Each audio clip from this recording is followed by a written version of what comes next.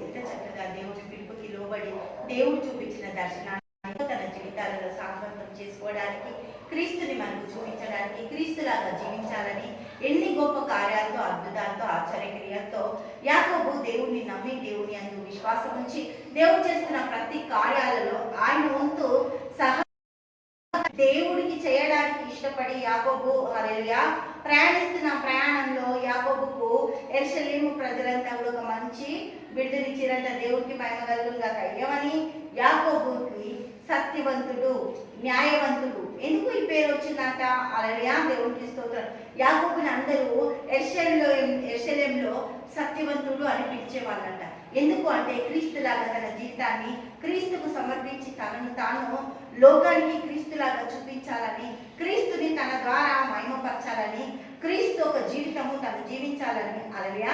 ఫిలిప్పీలకు రాసిన పత్రిక 2వ అధ్యాయము 1వ వచనం నుంచి చూద్దాం. కావున క్రీస్తునందు ఏ హెచ్చరిక అయినను, ప్రేమ వల్ల ఆదరణ అయినను, ఆత్మయందు ఏ సావాసమైనను, ఏ దయారసమైనను, వాత్సల్యమైన ఉన్న ఎడల మీరు ఏక మనసులా ఉన్నట్లుగా ఏకప్రేమ కలిగి ఏకభావము గలవారిగా ఉండి ఒకదాని అందే మనసు నుంచు నా సంతోషము సంపూర్ణము చేయుడి.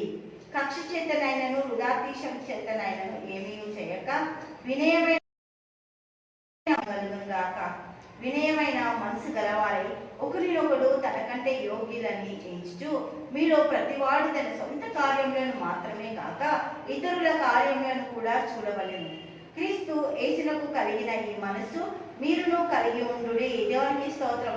నేను కలిగి ఉంటున్నా నా ఒక దేవాది దేవుని మనసు మీరు కూడా కలిగి ఉండండి. క్రీస్తు మనసుని మనం ధరించుకోవాలని, క్రీస్తుని మనం ఎప్పుడైతే ధరించుకుంటామో క్రీస్తు లాంటి జీవితాలు మన జీవితాలలోనికి హల్లెలూయా దేవునికి స్తోత్రం అన్ని కూడా రావడానికి కావాల్సిన ప్రతి సహాయతని దేవుడు మన జీవితాలలో ఎంతగా అద్భుతకరంగా మనకు దయచేస్తుండో వాటన్నిటిని కూడా పొందుకోవడానికి యాకోబు మనకు నేర్పిస్తున్న పాఠాలు ఈ యొక్క యాకోబు పత్రిక. దేవునికి మహిమ కలుగుగాక. హల్లెలూయా.